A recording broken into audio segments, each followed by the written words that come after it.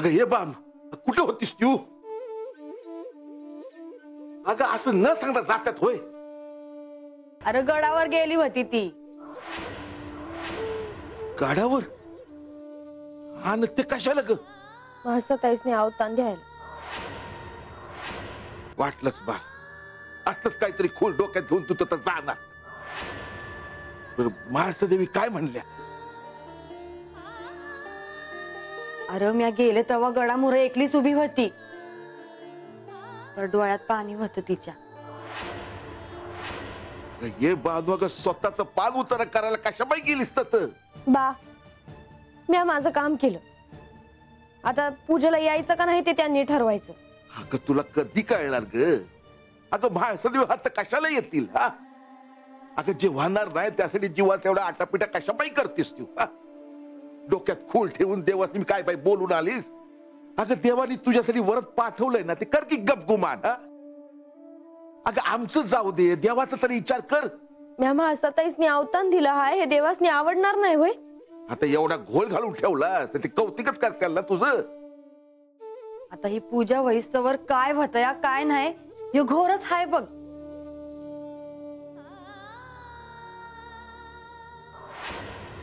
माझ्या आयुष्यात येऊन भरपूर अपमान झाला आहे माझा, आणि काहीही झालं तरी तुझ्या दारात पाऊल ठेवणार नाही मी. आता तू अशीच उभी राहणार आहेस का काय? अगं पूजेची काय तयारी करायची ते सांगणार आहेस का नाही?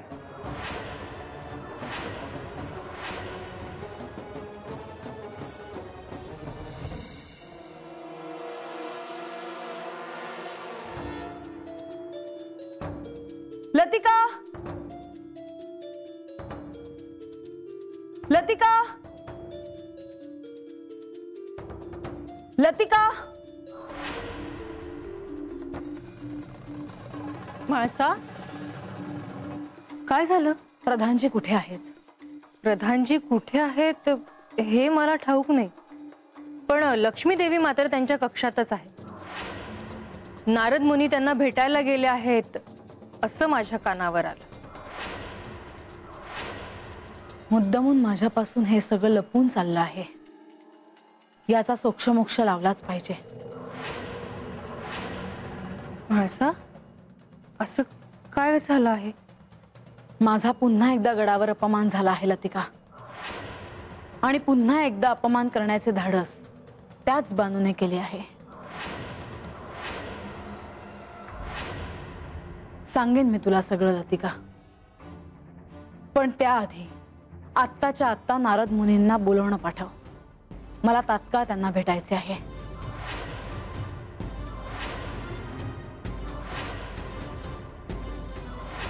जा. हो.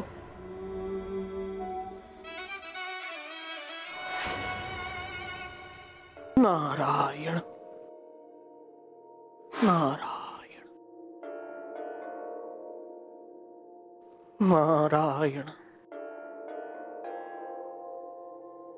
नारायण. माते, माते, मला असे वाटले की आपण बाहेर राजप्रासादात असाल. बाहेर काय घडलं आहे ठाऊक आहे ना? नारायण नारायण. खूप गंभीर परिस्थिती निर्माण झाली आहे. तुम्ही म्हाळसा आणि बानू या दोघींना समोरासमोर आणण्याचा घाट घातला, मग हे होणारच. मला आता याचे भय आहे की हे श्री म्हाळसा देवींना कळले तर. कशाबद्दल? हेच की बानूला मी हरतालिकेचे व्रत दिले. त्यांना काय सांगायचं ते आता तुम्हीच ठरवा. असं का म्हणता माते? हो, कारण मी तुम्हाला काही सांगितलं तरी तुम्ही स्वतःला हवं तेच करणार. नाही नाही नाही नाही, आता तुम्ही सांगाल तसे मी बोलेन, अगदी तसेच वागेन. म्हाळसा देवींनी काही विचारलं तर त्यांना सांगा की श्री खंडेरायांनी तुम्हाला आदेश दिला म्हणून तुम्ही हे व्रत बानूला दिलं. नारायण नारायण. आता मला एकाच गोष्टीचे भय आहे. आता काय मुनिवर? त्याचे असे आहे की त्या समोर असतात तेव्हा असे सगळीकडून प्रश्नांचे बाण येत आहेत असे वाटते. तेव्हा काय करायचे याचा विचार मी करतो आहे.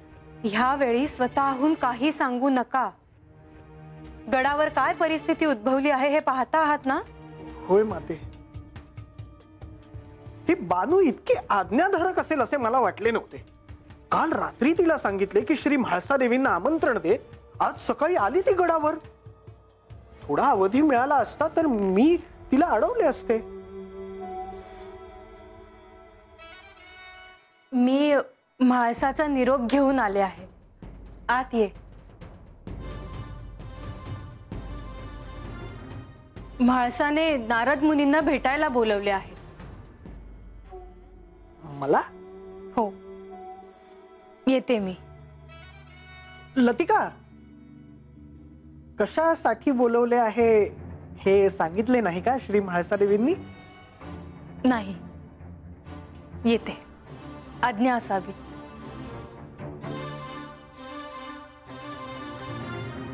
मी म्हटले होते तसेच घडले. आता भय बाळगून कसं चालेल मुनिवर? तुम्ही म्हाळसा देवींना भेटून या. होय माते,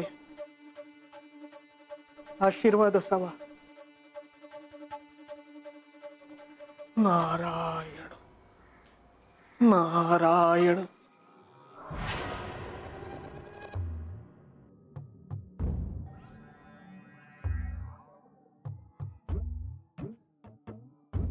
अरे असा काय बघतोय सा? तुझं आपलं बरं आहे. काय? गडावर चाकरीला आहे, दुसरीकडे कुठे जायचं नाही. हं? अरे तुझं काय वाईट आहे रे? बानाईच्या वाड्यावर चाकरी करतोय सा आणि येळ मिळेल तेव्हा येतोयस की गडावर? अरे हो, मगाशी वाचलो मी. हं? बानाई आणि म्हाळसा देवी दोघी बी एकमेकांच्या मोर उभं राहिल्या. मी लांबूनच बघितलं, काय करावं कळना मला. अरे तुझं काय घेऊन बसलाय सा? समजा राजवाडा हजरला बानाईवर येत्याला हे तू सांगायला नको होय? मला तरी कुठं ठाव होतं, अचानक आल्या त्या. अरे सवासांना जे काय सुरू आहे त्यानं बघतोय. म्हाळसा देवींच्या मोर जायला कोणी बी तयार नाही. अरे पर वाड्यावर आता उत्सव होणार आहे. जेजुरीतल्या आणि गडावरच्या समद्या बाया पूजेसाठी येणार आहेत. हे का ठरलं? तेच तर कारण आहे.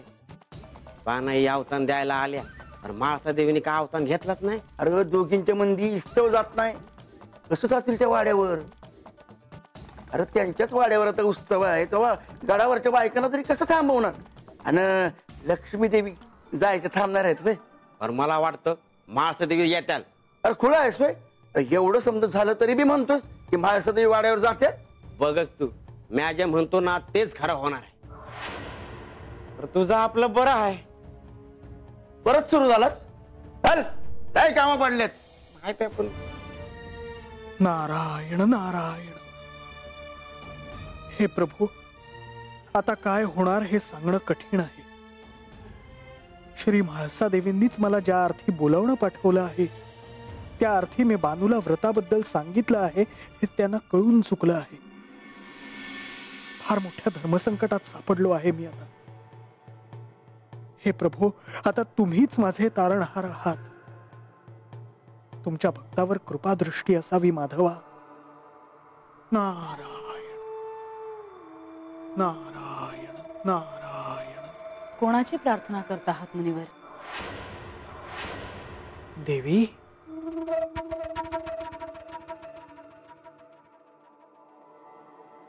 माझ्या मुखी माझ्या आराध्याचे नेहमीच नामस्मरण सुरू असते.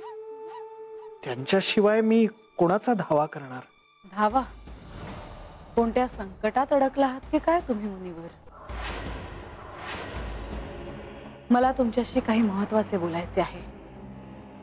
आसन ग्रहण करा. देवी, मला ठाऊक आहे तुम्हाला मला जे काही विचारायचे आहे त्याआधी मी माझी बाजू स्पष्ट करतो. देवी, बानू ही माझी शिष्य आहे आणि माझी शिष्या अशी अडचणीत असताना मला तिला सहाय्य करावेसे वाटले आणि म्हणून मी तिला हे व्रत सुचवले. तेही यांच्या सांगण्यावरून, हो ना? तुम्ही बानूला सहाय्य करणार हे मला ठाऊक होतंच. त्याविषयी मी काहीही बोलू शकणार नाही. मला तुम्हाला केवळ हेच विचारायचे आहे मुनिवर की तुम्ही बानूला जे व्रत दिले ते व्रत मी करत असलेल्या 16 सोमवाराच्या व्रतापेक्षाही श्रेष्ठ आहे का? हे व्रत श्रेष्ठ की ते हे मी कसे सांगणार? खरे तर ही दोन्हीही व्रत श्री महादेवांना प्रियच आहेत, कारण ही दोन्हीही व्रत सर्वप्रथम श्री पार्वती देवींनी श्री महादेवांना प्रसन्न करण्यासाठी केली होती. हे व्रत पार्वतीने देखील केले होते? होय देवी, सर्वप्रथम श्री पार्वती देवींनीच हे व्रत केले होते.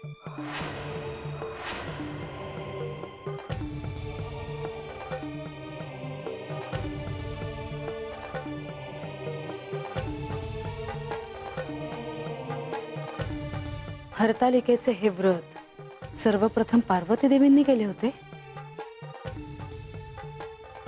होय देवी. मग मुनिवर, तुम्ही हे व्रत मला आधी करायला का नाही सांगितले?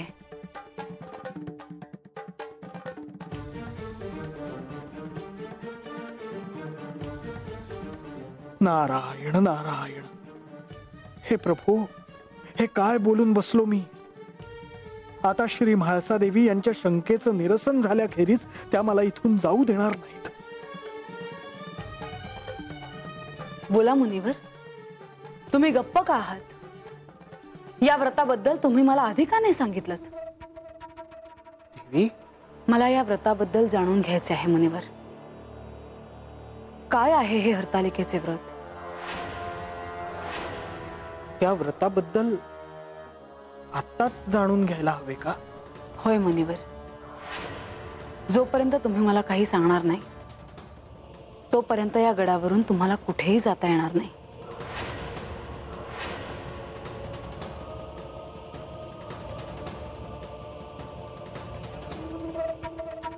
देवा, आता मला श्री म्हाळसा देवींना सारं काही सांगावं लागणारच.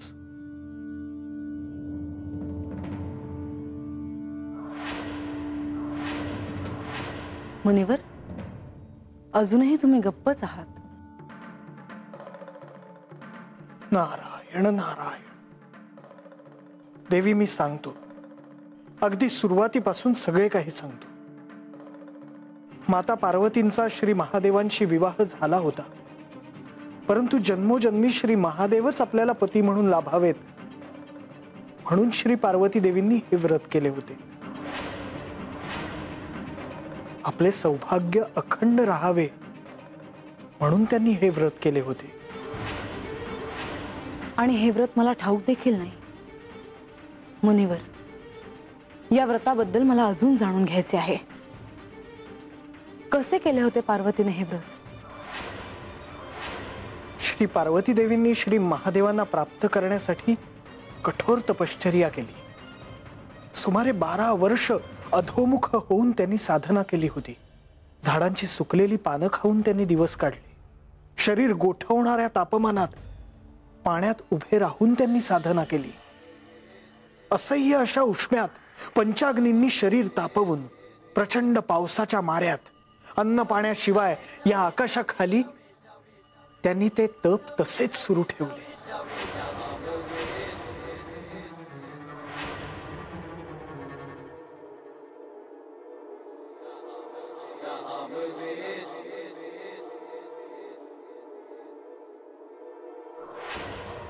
तुम्हाला त्रास होत असेल तर मी यापुढे काहीही बोलणार नाही. नाही, सांगा मुनिवर, मला ऐकायचे आहे.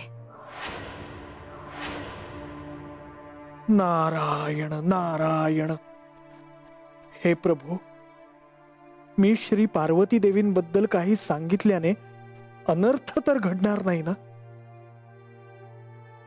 सांगा मुनिवर, मला अजून जाणून घ्यायचे आहे. मला त्या व्रताबद्दल सांगा.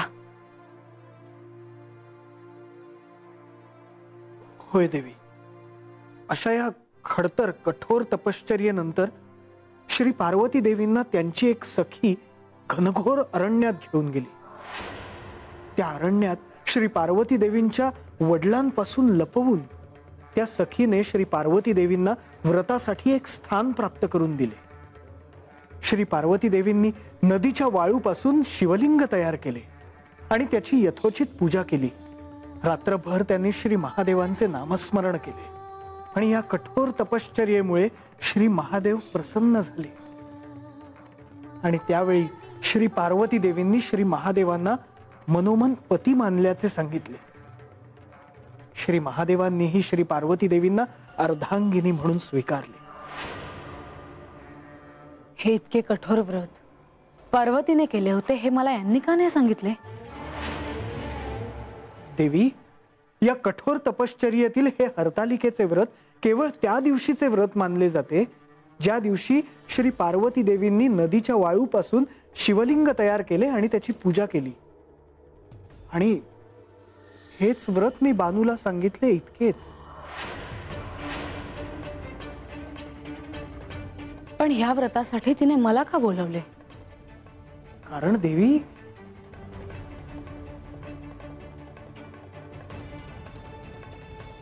मनात कोणताही संकोच ठेवू नका मुनिवर, सांगा. कारण देवी, हे व्रत श्री पार्वती देवींनी आपल्या सखीसह केले होते. श्री पार्वती देवी हे व्रत करत असताना ती सखी ही श्री महादेवांचे स्मरण करत होती.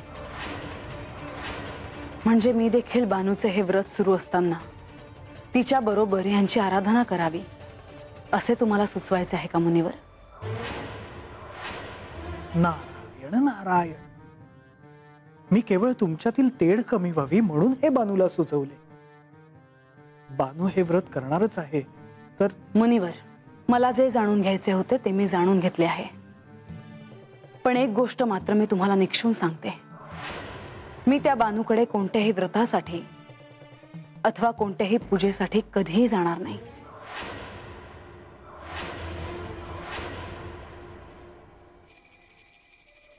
जरी आमचे आराध्य एकच असले तरी.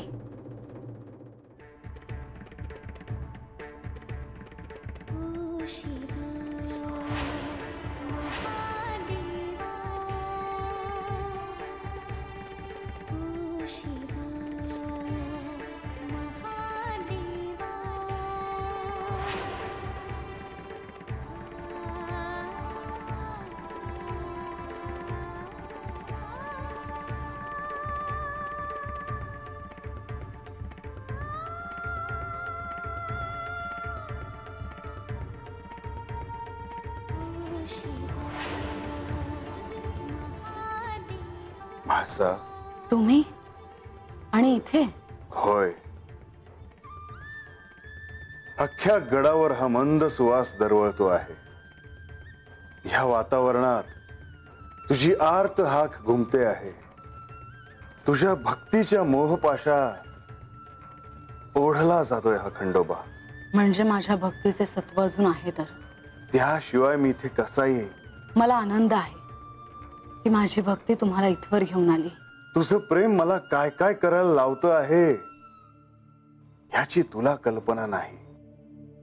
तुलाच काय त्याची कल्पना कोणालाच नाही. हळदीने माखलेल्या खंडोबाच्या आतलं हे शिवतत्व तुझ्या वियोगाने व्याकुळ होत आहे. मी कुठेही गेलो तरी तुझ्याकडेच येणार, कारण ते प्रकृतीकडे येणं आहे. तुम्ही आणि गणेशाने मला वचन दिले आहे की माझे 16 सोमवारचे व्रत झाले की माझी आणि पार्वतीची भेट होईल. होय म्हाळसा, मी अतिशय श्रद्धेने हे व्रत करते आहे. माझे प्राण एकवटून मी तुमच्या चरणी एक एक बेलपत्र वाहते आहे. ते व्यर्थ जाणार नाही ना? माझ्याने तिची भेट होईल ना? तुझी इच्छा पूर्ण करताना या खंडोबाचे काय होईल कुणास ठाऊक. पण म्हाळसा, तुझी इच्छा पूर्ण होईल खर तर करावीच लागेल. तो क्षण माझ्यासाठी कृतार्थाचा असेल. माझ्या सगळ्या प्रश्नांची उत्तरं आहेत तिच्याकडे. मला सगळी उत्तरं मिळतील. मग मला मीच भेटेन आणि मग मीच तुमच्यासोबत कैलासात येईन, एकटी.